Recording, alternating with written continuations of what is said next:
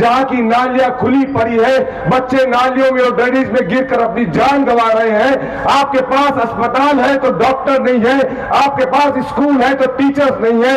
आखिर ये दो तरह का भुसावल क्यों है? इस भुसावल के ऊपर जितना हक तुम्हारा है उतना ही हक हमारा है। दरअसल ये तुम्हारे खिलाफ एक साजिश रची जा रही है कि तुमको नशे के अंदर इतना मुब्तला कर दे कि तुम कोई सोच और समझ तुम्हारे अंदर बाकी न रहे, तुम अपनी क़यादत न खड़े कर सके, तुम अपना हक न मांग सके, तुम कोई अपनी पार्टी मजबूत न कर सके। कि इतनी बड़ी नगर पालिका के अंदर 6 नगर सेवक क्या कर लेंगे? तो मैं आपसे वादा करता हूं इंशाअल्लाह आप इन 6 के 6 लोगों को भुसावल नगर पालिका में पहुंचाइए। हम पूरी भुसावल नगर पालिका का गेम बदल लेंगे इंशाअल्लाह। पहुंचाइए तो सही। लेकिन इम्तियाज जलील ने कहा, देखिए पढ़े लिखे लोगों की क़यादत का ये असर होता है। इम्तियाज जलील साहब ने कहा कि उस एक एकड़ जगह के ऊपर गोपीनाथ मुंडे जी का स्टैच्यू नहीं बनेगा, बल्कि उस 1 एकड़ जगह के ऊपर गोपीनाथ मुंडे हॉस्पिटल बनेगा। और अल्हम्दुलिल्लाह हमने 400 बेड का अस्पताल वहां पर बनाया है। इस मरतबा मजलिस इत्तेहादुल मुस्लिमीन पूरी तैयारी के साथ भुसावल में उतरी है। याद रखो, हमें सब पता है कि कहां पर बोगस वोट करवाने के लिए तुम्हारी तैयारी है।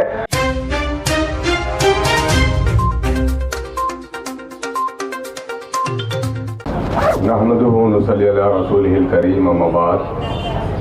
यहाँ स्टेज पे मौजूद मजलिस इत्तेहादुल मुस्लिमीन के हमारे ज़िला सदर आसिफ पटेल साहब, मजलिस इत्तेहादुल मुस्लिमीन के हमारे कार्यकारी अध्यक्ष अशरफ तड़वी साहब और तमाम जिम्मेदारान, हमारे तमाम 6 के 6 नगर सेवक, भुसावल के मेरे गयूर नौजवानों, बुजुर्गों, अस्सलाम वालेकुम रहमतुल्लाहि व बरकातुहू। मैं पिछले तकरीबन 2 से 3 माह से पूरे जलगांव ज़िले का दौरा कर रहा हूँ और हमने कोशिश की कि जो भी नुमाइंदे आपके दरमियान भेजे वो आपके अपने दरमियान रहने वाले लोग हों। वो हर चीज़ का सौदा कर सकते हैं, लेकिन हमें पूरे उम्मीद है इंशाअल्लाह कि वो अपने ज़मीर का सौदा कभी नहीं करेंगे। वो आपके दरमियान उसी बेबाकी के साथ खड़े रहेंगे, उसी बेखौफ होकर, बेबाक होकर खड़े रहेंगे जैसे पार्लियामेंट में मेरा और आपका कायद बैरिस्टर असदुद्दीन ओवैसी खड़े रहता है।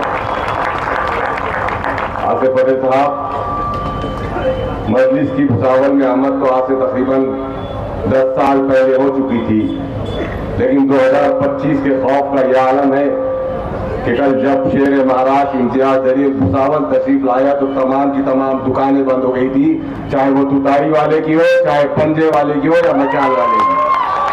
सब के सब घरों में बैठ गए थे जाकर और सिर्फ शेर मजलिस इत्तेहादुल मुस्लिमीन के शेर सड़कों पर नजर आ रहे थे आपकी शक्ल में। अभी तो रुको, पिक्चर अभी बाकी है इंशाअल्लाह। अभी ये बंदा पूरी कोशिश करेगा कि भुसावल के इन जियाले नौजवानों के साथ एक दौरा माजिद हुसैन का भी होगा इंशाअल्लाह। पूरी कोशिश में लगा हुआ हो कि एक मर्तबा सरजमीन भुसावल पर माजिद हुसैन को भी लेकर आऊं। तब बताएंगे इनको कि इंशाअल्लाह हम क्या है। दरअसल कुछ खामियां, कुछ गलतियां, कुछ बातें जो आपके ज़हनों में मजलिस को लेकर है, खुदा के लिए उसे भूल जाए। इसलिए कि यहाँ जो मजमा खड़ा है ये तमाम का तमाम तर मजमुआ खामी और गुनाहों से पाक नहीं है। वो तो अल्लाह रब्बुल इज्जत की शान है कि जो खामियों से पाक है और उसका शुक्र एहसान है कि उसने हमारे गुनाहों पर पर्दा डाल रखा है। इसलिए मेरे नौजवान दोस्तों, बुजुर्गों, अगर कुछ गलतियां साबिका दिनों के अंदर कुछ हुई है तो आपसे हाथ जोड़कर मैं माफी चाहता हूं और आपसे ये उम्मीद रखता हूं कि इस मर्तबा भुसावल के ये नौजवान जिन्होंने ये तय कर लिया है कि वो भुसावल में मजलिस इत्तेहादुल मुस्लिमीन का खाता खोलेंगे, इंशाअल्लाह 2 दिसंबर को जरूर खोलेंगे। यहाँ मैं सुन रहा था कि मजलिस इत्तेहादुल मुस्लिमीन के खिलाफ कोई तुतारी वाले भी खड़े हैं, तो उनसे पूछना चाहता हूं कि तुम्हारा कायद और तुम्हारे अपने पार्टी के लोग मजलिस इत्तेहादुल मुस्लिमीन के सामने किस मुंह से आ रहे हैं? जरा आपने पूछना अपने कायदीन से कि जब महाराष्ट्र में असेंबली इंतखाबात हुए थे या महाराष्ट्र में मेंबर ऑफ पार्लियामेंट के इंतखाबात हुए थे तो क्या वजह थी कि ये तुतारी वाला हो या ये घड़ी वाला हो या पंजे वाला हो या शिवसेना का मशाल वाला हो या धनुष्यबाण वाला हो या वो बीजेपी के कमल वाले हो, इन्होंने क्यों महाराष्ट्र के 48 एमपी में से एक भी मुसलमान को मौका नहीं दिया था? एक मुसलमान जो 2019 में शेर महाराष्ट्र इम्तियाज जलील दिल्ली पहुंचा था, तो यही तमाम पार्टियों ने मिलकर 2024 में उसे हरा दिया। दरअसल ये नहीं चाहते कि महाराष्ट्र के अंदर तुम्हारी अपनी क़यादत खड़े हो, ये चाहते हैं कि तुम गुलामाना ज़हनियत के साथ सिर्फ इनके वोट बैंक के लिए काम करें। आज जब इनको मुस्लिम भाइयों की याद आई तो इन्होंने हमारे ही अपने कलमा गो भाइयों को टिकट दे दिया और आपके दरमियान उतार दिया। मैं उन कलमा गो भाई और बहनों के खिलाफ कुछ नहीं कहूंगा, लेकिन उनसे इतना सवाल जरूर पूछूंगा कि क्या आपकी ये हैसियत होगी कि अगर कल आप भुसावल के लिए मेंबर ऑफ असेंबली बीजेपी से किसी मुसलमान को मांगे तो क्या बीजेपी देगी? क्या कोई तुतारी वाला यहां से मेंबर ऑफ असेंबली देगा? नहीं देंगे। दरअसल ये चाहते हैं कि तुम्हारे दरमियान इत्तेहाद को मुंतशिर कर दे, इंतशार मुझको पैदा कर दे। इसलिए याद रखिए कि जो तीनों जमातें, चारों जमातें आपके दरमियान जिन हमारे उम्मीदवार, हमारे कलमा गो भाइयों को उतारी है, इनकी हैसियत इनकी अपनी पार्टी में भी नहीं है।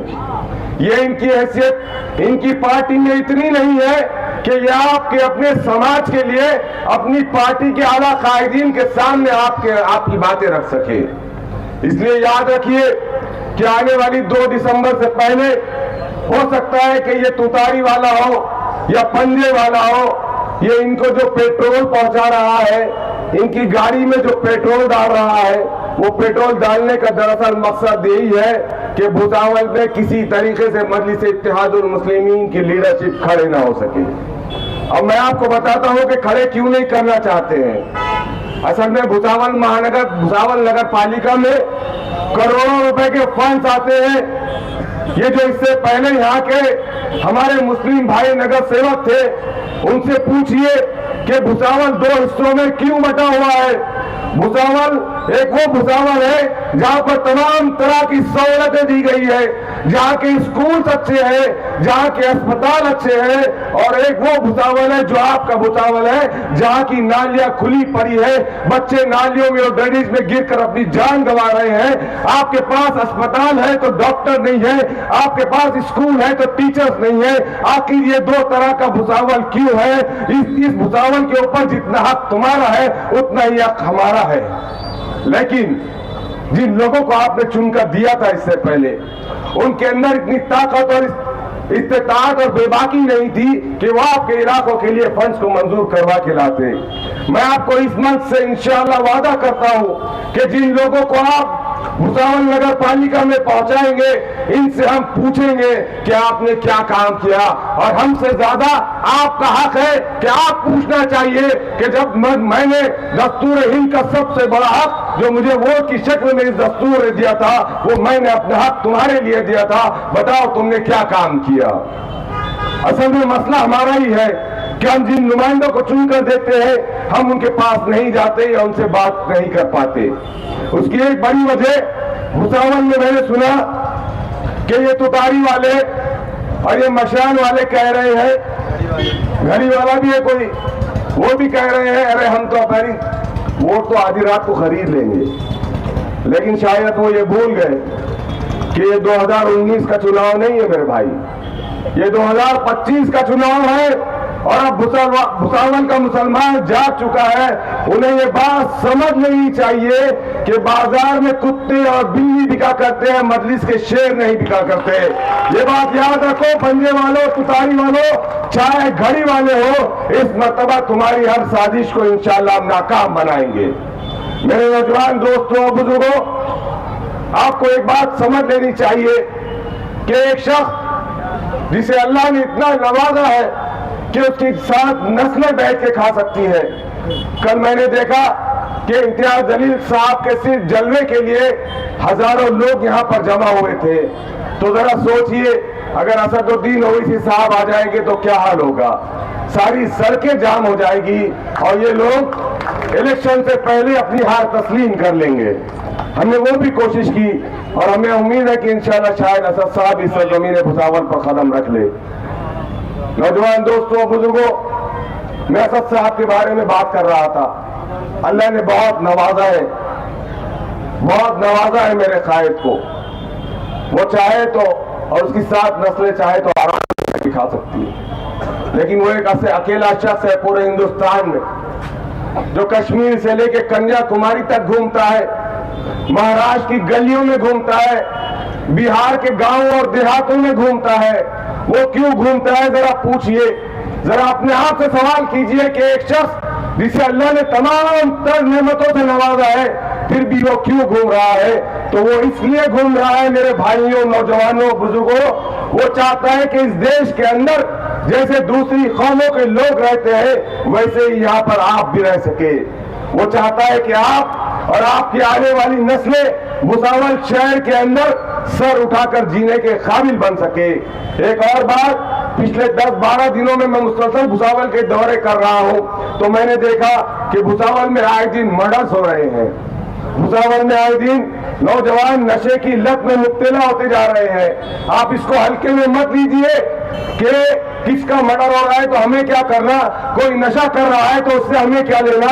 दरअसल ये तुम्हारे खिलाफ एक साजिश रची जा रही है कि तुमको नशे के अंदर इतना मुब्तला कर दे कि तुम कोई सोच और समझ तुम्हारे अंदर बाकी न रहे, तुम अपनी क़यादत न खड़े कर सके, तुम अपना हक न मांग सके, तुम कोई अपनी पार्टी मजबूत न कर सके, तुम भाई भाई का दुश्मन हो जा रहा है, कोई अपने रिश्तेदार का खत्म कर रहा है। छोटी छोटी वजूहात की बुनियाद पर भुसावल में आए दिन मर्डर्स हो रहे हैं।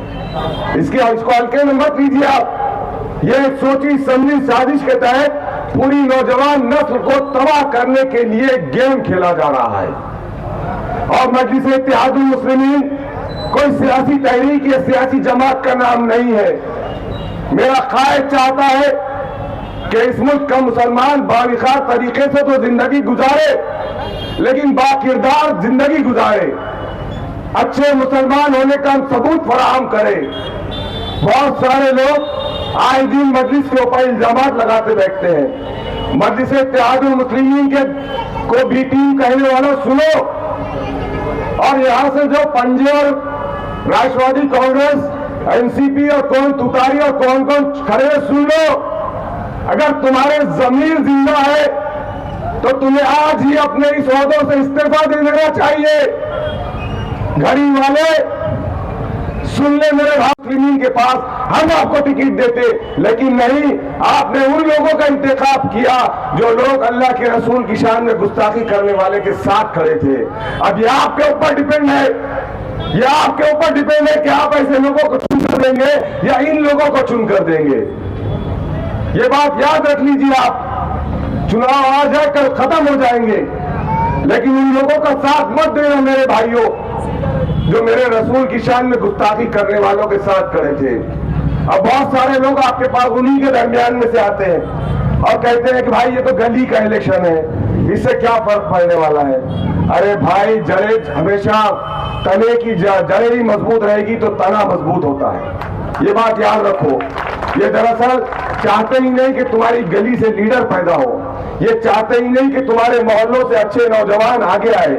ये हमेशा उन्हीं लोगों को आगे बढ़ाते हैं जो तुम्हारे शहर के अंदर एक टेंडर माफिया बना हुआ है, जो लैंड माफिया बना हुआ है, जो नशे के कारोबारी है। ऐसे लोगों को ये आपके लीडर बनाना चाहते हैं, इतना याद रखो। ये विजन वाले लोगों को आपके दरमियान नहीं उतारना चाहते, ये आपको महरूम कर देना चाहते हैं, ये आपको मजबूर कर देना चाहते हैं, ये आपको माजूर बना देना चाहते हैं ज़हनी तौर पर। याद रखिए, आने वाली 2 तारीख को जब आप वोट देने जाएंगे तो अपने आप से पूछना, किसी के पूछने की जरूरत नहीं रहना। अपने आप से पूछना कि आप किसको वोट देने जा रहे हैं। इसलिए कि जब आप वोट देते हैं तो आप अकेले में वोट देते हैं और वो वोट आप किसको दे रहे हैं आप जानते हो, अल्लाह जानता है। इसलिए याद रखना 2 दिसंबर के दिन जब ये मासूम बच्चे, आपके अपने मासूम बच्चे आपसे अगर पूछे कि भुसावल में एक आवाज उठी थी आपको इंसाफ के लिए, भुसावल में एक आवाज उठी थी विकास के लिए, भुसावल में एक आवाज उठी थी इत्तेहाद के लिए, तब आपने उस आवाज को मजबूत क्यों नहीं किया था? तब आप शर्मिंदा हो जाएंगे मेरे भाइयों, दोस्तों, बुजुर्गों। इसलिए उस विकास की आवाज को मजबूत करना, उस इत्तेहाद की आवाज को मजबूत करना, उस विकास के आवाज को मजबूत करना। और एक बात मेरी याद रखना कि आप समझ रहे होंगे कि आप इनको वोट दे रहे हो तो क्या होगा, लेकिन आप इन्हें वोट नहीं दे रहे हैं। आपका वोट दरअसल उस आवाज को जा रहा है जो आपके लिए पूरी दुनिया से लड़ रहा है। आपका वोट उस आवाज को जो जा रहा है जो ट्रिपल तलाक का बिल जो है तो मोदी के नरेंद्र मोदी के मुंह पर फेंक मारता है। आपका वोट उस शख्स को जा रहा है जो बाबरी मस्जिद के ताल्लुक से सबसे ज्यादा बोलने वाला लीडर है। आपका वोट उस शख्स को जा रहा है जो गोदी मीडिया के सामने आपकी नुमाइंदगी बेबाक तरीके से करता है। आपका वोट उस शख्स को जा रहा है जो वक्फ बिल के ऊपर सबसे ज्यादा बोलता है। आपका वोट उस शख्स को जा रहा है जो ट्रिपल तलाक के खिलाफ सबसे ज्यादा बात करता है। तो ये मेरी और आपकी जिम्मेदारी है। क्या आप इन्हें वोट नहीं दे रहे हैं? आप उस आवाज को वोट दे रहे हैं जो पार्लियामेंट में आपके लिए लड़ता है, और आपका एक एक वोट उसको हौसला फराहम करेगा। जब कभी भी उसे अकेलापन महसूस होगा तो वो ये एहसास करेगा कि नहीं, भुसावल के गयूर लोग थे, बाज़मीर लोग थे जो ना घड़ी के सामने झुके, ना मशाल के सामने झुके, ना तुतारी के सामने झुके। उसे ये एहसास दियो भुसावल वालों कि नहीं, असदुद्दीन ओवैसी तुम अकेले नहीं हो, भुसावल का हर नौजवान तुम्हारे साथ खड़ा है। ये एहसास आपको 2 दिसंबर के दिन देना पड़ेगा। और आपके दरमियान आके कुछ लोग कह रहे हैं कि इतनी बड़ी नगर पालिका के अंदर 6 नगर सेवक क्या कर लेंगे। तो मैं आपसे वादा करता हूं इंशाअल्लाह आप इन 6 के 6 लोगों को भुसावल नगर पालिका में पहुंचाइए। हम पूरी भुसावल नगर पालिका का गेम बदल लेंगे इंशाअल्लाह। पहुंचाइए तो सही, फिर बताएंगे हम कि गेम कैसे बदला जाता है। पहुंचाइए तो सही, फिर मैं बताऊंगा आपको कि कैसे हमारे वार्ड के विकास के कामों के लिए फंड्स को मंजूर करवाया जाता है। अभी ये जो नगर सेवक वहां पर बैठते थे, इनके अपनी कुछ मजबूरियां थी, कुछ दबाव था, कुछ प्रेशर था, जिसकी वजह से ये आपके लिए वहां पर फंड मंजूर नहीं करवा पाते थे। और याद रखो, जिन जिन लोगों को हम आपके नगर पालिका में पहुंचा रहे हैं, नगर पालिका में कोई भी फंड मंजूर करने से पहले क्या होता है आपको मालूम है? मीटिंग होने से पहले आपके पास ठहराव भेजा जाता है, पूरा मुद्दा लिखकर भेजा जाता है कि कल एक मीटिंग है, मिसाल के तौर पे गौसिया नगर में विकास के काम करना है, उसमें पूरी डिटेल दी जाती है कि इतनी ड्रेनेज बनेंगी, इतनी सड़कें बनेंगी, इसके लिए इतना फंड आएगा। अरे मेरे भाई, अब तुम पढ़ना ही नहीं जानते, तुमको मुद्दा ही पढ़ना नहीं आता, तो तुम दूसरे दिन मीटिंग में क्या बात करेंगे? तो आपको जो जिन लोगों को वोट देना है, आपको पढ़े लिखे लोगों को वोट देना है। उन लोगों को वोट देना है जो आपके लिए वहां से फंड मंजूर करवाए। उन लोगों को वोट देना है जो आपके लिए आपके सुख दर्द में खड़े रहे। और यहाँ जितने लोग मौजूद हैं, आप तमाम के तमाम 6 के 6 जिम्मेदारों से मैं ये बात कह रहा हूं। इम्तियाज जलील साहब के बिहाफ में मैं आपको पैगाम दे रहा हूं कि अगर आप ये समझेंगे कि आप चुनाव जीत कर घर पर बैठेंगे, तो शायद जिस तरीके से चुनाव में आपको ये अवाम जिता रही है, उसी तरीके से शायद हमेशा के लिए आपको घर पे बिठा दे। मैं आपसे वादा कर रहा हूं इंशाअल्लाह कि जिस हक के साथ, जिस भरोसे के साथ आप इनको नगर पालिका पहुंचाएंगे, ये उसी भरोसे का मान सम्मान रखते हुए आपके दरमियान रहेंगे। ये आपके लिए लड़ेंगे, ये अपनी सकत के लिहाज से, अपनी ताकत, औकात और हैसियत के लिहाज से आपके साथ, आपके दरमियान खड़े रहेंगे। लेकिन जरूरत इस बात की है कि आपको इनका साथ देना होगा। 2 दिसंबर से पहले पहले आपके इलाकों के अंदर बहुत माल कमाने वाले आएंगे, आपके वोट खरीदने की कोशिश करेंगे। अब हम तो नहीं चाह रहे थे भाई कि कुछ नोट के पैसे, नोट के बदले वोट, वोट के बदले नोट करें, लेकिन 15-20 सालों से इतना माल कमा के बैठे। और आजकल तो भाई कमल वाले भी खड़े हुए आपके दरमियान। अब मालूम नहीं इनको कहां कहां से पैसा आ रहा। अब क्या करेंगे अशरफ भाई, आपके वोटर्स को बोलिए, तमाम 6 के 6 नगर सेवकों को बोलिए कि एक तो हमारे इलाकों में नोट के बदले वोट खरीदने आओ मत भाई। मेरी आवाज जिन जिन लोगों तक जा रही है, वो विरोधी गठ के लोग, ये बात समझ लो कि अगर तुम समझ रहे हो कि तुम इन इलाकों के अंदर आकर वोट खरीदने की कोशिश करेंगे, तो ये बात याद रखो कि सबसे पहले तो आपकी जिम्मेदारी है नोट बांटने वाले को पुलिस के हवाले करें। ये बात याद रखिए। और नहीं, बहुत मजबूरी में कर रहे हैं, बहुत प्रेशर डाल रहे हैं और बोलने के बावजूद नहीं मान रहे हैं, वोट के बदले नोट दे रहे हैं, तो ले लो। गांधी जी अपने में, अपन क्या करेंगे, नोट ले लेंगे, मायना खरीदेंगे और 2 दिसंबर को इंशाल्लाह आसमान में सिर्फ मस्जिद पे आजम मुस्लिम की पतंग उड़ाएंगे। हम तो नहीं चाह रहे भाई। सुन लो घड़ी वालों, सुनो, पतंग के इलाके में अगर नोट के बदले वोट लेने आएंगे तो इस मर्तबा तुम्हारा पैसा जाय होने वाला है। इसलिए एक तो आओ मत इलाकों के अंदर वोट खरीदने के लिए, और अगर आ रहे हैं तो दूसरे दिन ये उम्मीद मत रखो कि तुम्हें वोट मिलेंगे। हम ये इत्तेहाद को मजबूत करना चाहते हैं। एक और बात यहां पर वाज़ेह कर दो, क्लियर कर दो आपके दरमियान कि हमने भुसावल के नगर पालिका के आपके जितने बड़े नाम है, हमने कोशिश की कि हम उन तक पहुंचे, उनको टिकट दे जो बड़े अच्छे साफ किरदार के लोग थे, लेकिन किसी ने हिम्मत नहीं की। वो एक आपके जिला सदर के ताल्लुक से मैं आपको बता दूं, इनका जोरदार तालियों से आप इस्तेकबाल करें। ये एक ऐसा आपके दरमियान एक कायद अल्लाह ने भेजा है कि इन्होंने जिम्मेदारी ली, इन्होंने हिम्मत की और इन्होंने पहली मीटिंग में इम्तियाज जलील साहब से कह दिया कि साहब मैं भुसावल के अंदर तब्दीली देखना चाहता हूँ, मैं भुसावल के अंदर बदलाव देखना चाहता हूँ। अल्लाह ने मुझे बहुत नवाजा है, इसलिए मेरी कोई नीयत नहीं है कि मैं सियासत से पैसा कमाऊं, लेकिन मैं अपने साथियों को मजबूत करना चाहता हूँ। ये जिला सदर साहब आसिफ साहब ने कहा है, इसलिए मेरी आपसे दरखास्त है कि अच्छे लोगों को आगे बढ़ाओ, अपने दरमियान के लोगों को आगे बढ़ाओ। अगर हम आगे नहीं बढ़ाएंगे तो कल कोई हिम्मत नहीं करेगा। बहुत सारे लोग इस वक्त आपकी जमात के खिलाफ खड़े हैं। कोई नहीं, कोई दूसरी पार्टी नहीं चाहती कि आपके अपने दरमियान से कोई लीडर पैदा हो, इसलिए इन्होंने 9P इलेक्शन में किसी मुसलमान को जिम्मेदारी टिकट दिया। तीनों चारों पार्टियों में से किसी ने भी किसी मुसलमान को MP का महाराष्ट्र से टिकट नहीं दिया। क्यों? महाराष्ट्र में 14% आबादी रखने वाले हम लोग, क्या दिल्ली में हमें हमारी नुमाइंदगी नहीं चाहिए पार्लियामेंट में? आप देखिए, जब हमने इम्तियाज जलील साहब को पार्लियामेंट पहुंचाया तो करोड़ों करोड़ रुपए के हमने अल्हम्दुलिल्लाह औरंगाबाद में काम करवाए। जरा आपके रिश्तेदार होंगे तो पूछना, ये तो इतनी इनकी अकल क्या बोलते चढ़ने जाती है ना गाय की तरह। ये बीजेपी और शिवसेना वाले और राष्ट्रवादी वाले, सुनो, तुम्हारी औरंगाबाद की लीडरशिप का भी यही हाल था। 1 एकड़ जमीन के ऊपर गोपीनाथ मुंडे साहब को ये स्टैचू खड़े करना चाह रहे थे, तो इम्तियाज जलील साहब ने बोला क्यों भाई, स्टैचू खड़े करने के वास्ते 1 एकड़ की जगह क्यों ना तुमको सरकारी, हम स्टैचू नहीं खड़े करने देंगे। तो इम्तियाज जलील साहब के खिलाफ धरने, प्रदर्शन और आंदोलन होने लगे। लेकिन इम्तियाज जलील ने कहा, देखिए पढ़े लिखे लोगों की क़यादत का यह असर होता है। इम्तियाज जलील साहब ने कहा कि उस 1 एकड़ जगह के ऊपर गोपीनाथ मुंडे जी का स्टैच्यू नहीं बनेगा, बल्कि उस 1 एकड़ जगह के ऊपर गोपीनाथ मुंडे हॉस्पिटल बनेगा। और अल्हम्दुलिल्लाह हमने 400 बेड का अस्पताल वहां पर बनाया है।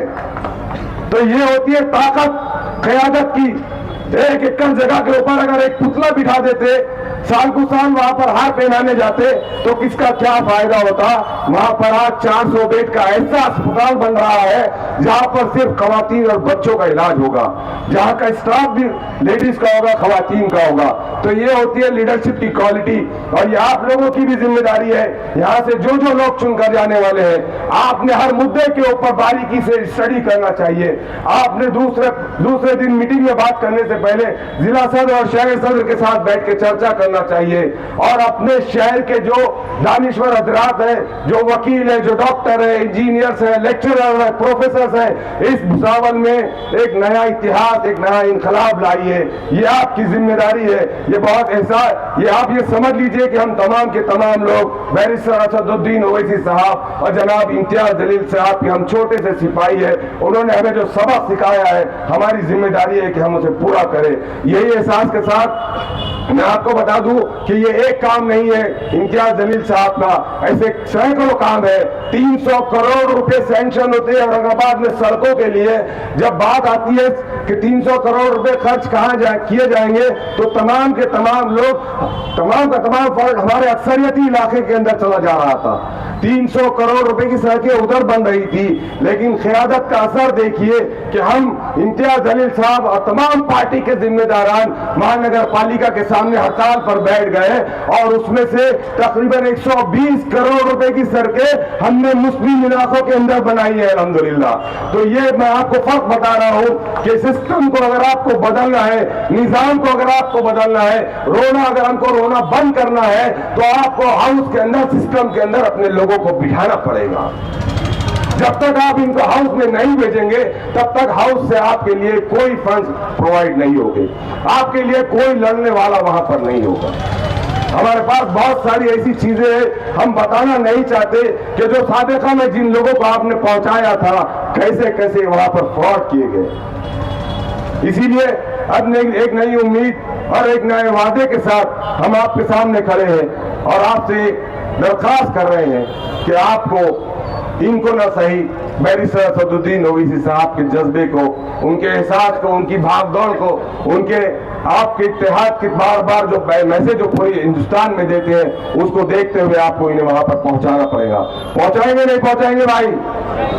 जरा जोर से बताइए। भुसावल में मांडा गोश्त खाते मैंने सुना, पहुंचाएंगे नहीं पहुंचाएंगे?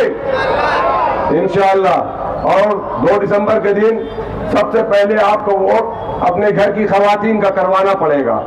मैंने ये भी सुना है कि कुछ लोगों ने आपके घर की खवातीन के वोट बोगस वोट करवाने की तैयारी कर ली है और बोगस वोट करवाने के वास्ते कम से कम 300 खवातीन को आपके अपने वार्ड से दूर किसी फंक्शन हॉल में रखा। हमारी पूरी नजर है इस मरतबा मजलिस इत्तेहादुल मुस्लिमीन पूरी तैयारी के साथ भुसावल में उतरी है। याद रखो, हमें सब पता है कि कहां पर बोगस वोट करवाने के लिए तुम्हारी तैयारी है।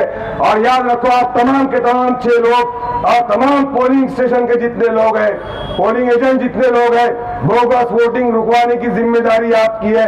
किसी से डरने की जरूरत नहीं है। मजलिस इत्तेहादुल मुस्लिमीन डरने वालों की जमात नहीं है, ये शेरों की जमात है।